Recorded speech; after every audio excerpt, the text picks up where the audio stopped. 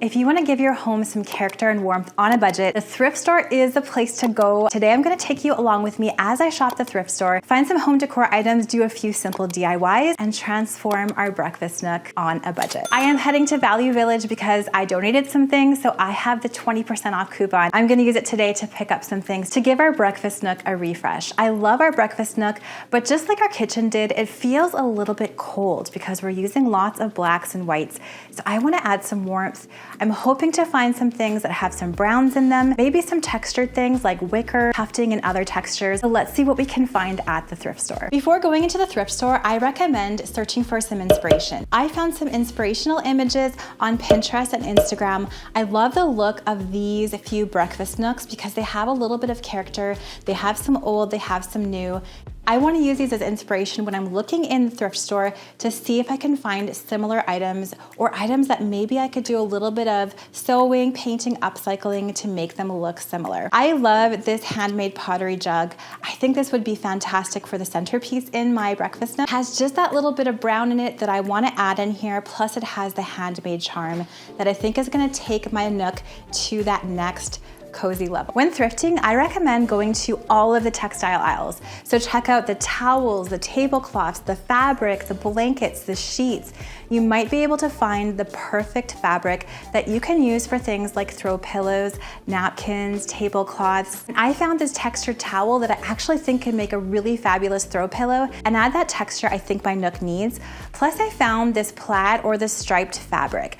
I'm gonna use the striped side, which I think is the wrong side, to make a striped pillow. I just think the colors are gonna really work with the curtains that I already have in my breakfast nook. And this is gonna sound weird, but I know that I want to add some wall sconces to my kitchen. I found a pair on Amazon, but I'm really envisioning some black and white gingham shades. I looked in the textiles aisle, couldn't find any black and white gingham, so I'm going to the clothing aisle and I'm spotting these pants. And the best thing about these pants is that not only can I use my coupon on them, but the fabric is stretchy. So I think I can use these to cover my wall sconces and get the look that I want. I was hoping to find something brass to add to my nook. Couldn't find any of that, but I did find this beautiful glass faceted tea light holder. And don't forget to check the thrift store, that wall with all of the bags in it. I found some tea lights in there that I'm gonna use. And everything is a great price, especially with my coupon.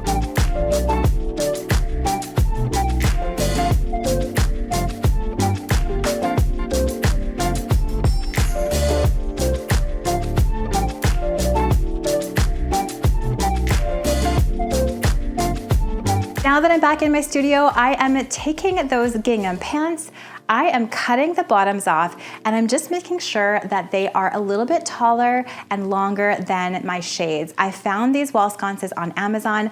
I will link them down in that description box below, and I found some battery operated bulbs that I can place inside so I do not have to do any rewiring in our breakfast nook. Oh, and behold, the pants legs fit perfectly over the white shades, and I'm going to use my glue gun to tack the top over the top of the shades, then the bottom as well. The bottom, I'm just making sure that I cut enough extra that I can fold this raw hem twice. So once over, glue it, and then fold it over the bottom of the shade because I don't want any of the raw fabric showing. I think we'll be able to see up and under these shades, so I want to make sure that they look nice and finished. Now that I finished these shades, I'm putting my wall sconces together. Then I'm installing them on the wall in my breakfast nook on either side of the mirror. I'm just using a drill and some screws to install them to level to make sure that they're nice and straight. Now that the wall sconces are installed, I'm taking those battery operated lights, screwing those in, and you can use this remote control to turn them on and off.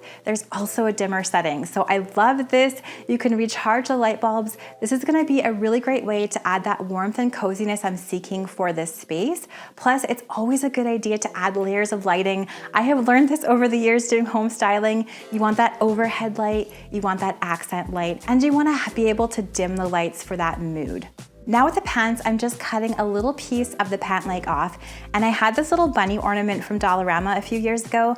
I want to add a little bit of a nod to spring to my breakfast nook. I don't want it to scream Easter, but I love just those little seasonal touches. So I'm tying this gingham around the neck of the bunny just to tie it into the wall sconces, and I'm going to use this in my centerpiece. I'm taking this towel and I'm just using a 20 by 20 inch pillow cover that I have on hand, using that as a pattern to cut two 20 by 20 inch pieces from this towel. Just use nice fabric scissors for this. If your fabric scissors are not sharp enough to cut a towel, then you can do one layer at a time. I'm using the same method to cut that other piece of fabric that I found, again, two 20 by 20 inch square pieces.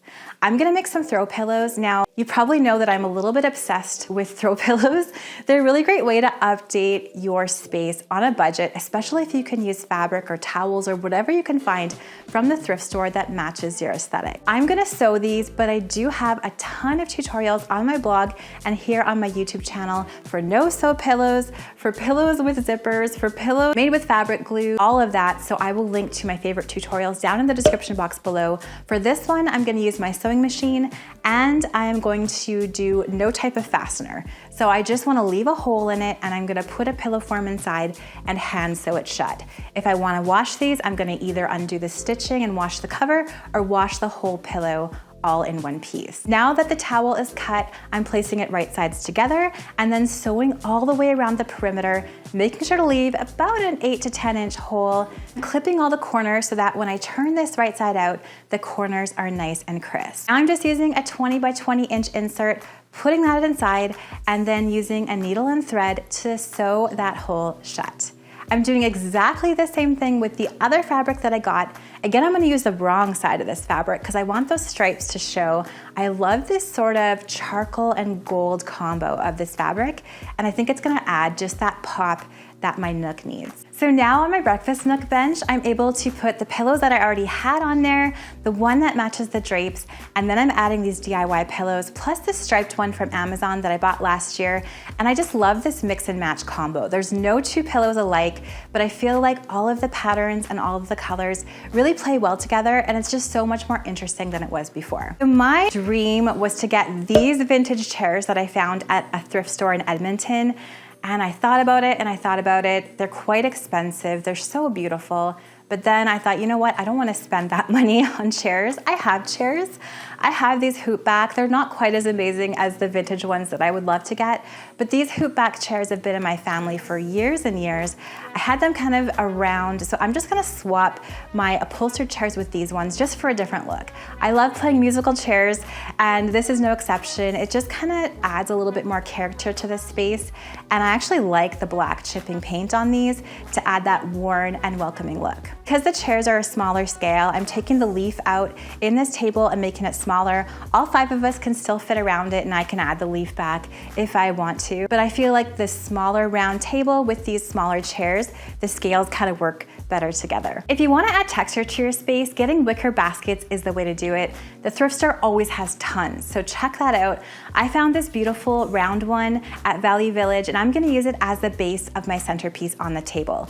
It's a little bit too orange for me, so I'm just going to use a dry brushing technique to add a little bit of gray and brown to it. So I'm just taking a chalk paint style brush, some paints that I had on hand, putting my brush in the paint and just taking off any excess on a scrap piece of cardboard, and then quickly brushing it on the wicker just to give it a bit more dimension and kind of tone down that orange color. Now that this is dry, I'm placing it in the center of my table.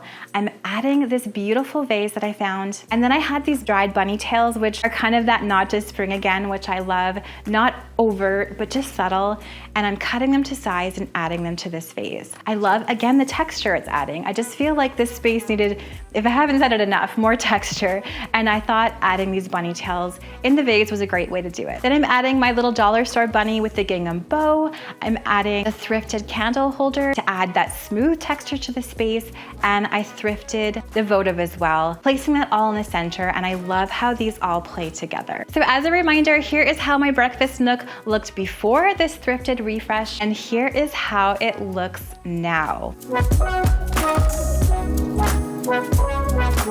I don't know about you, but I feel like it just has just that little bit of extra character to make it look more interesting than it did before. Plus, I love all of the uniqueness that thrifting brings to a space, and I think making pillows out of random thrifted fabric is a really fun way to save money and just create such a unique accent. I love the centerpiece and all the texture it brings. The little bits of wicker and brown add that warmth and texture, and I love these wall sconces made with the thrifted pants. This is probably my favorite part of this breakfast nook.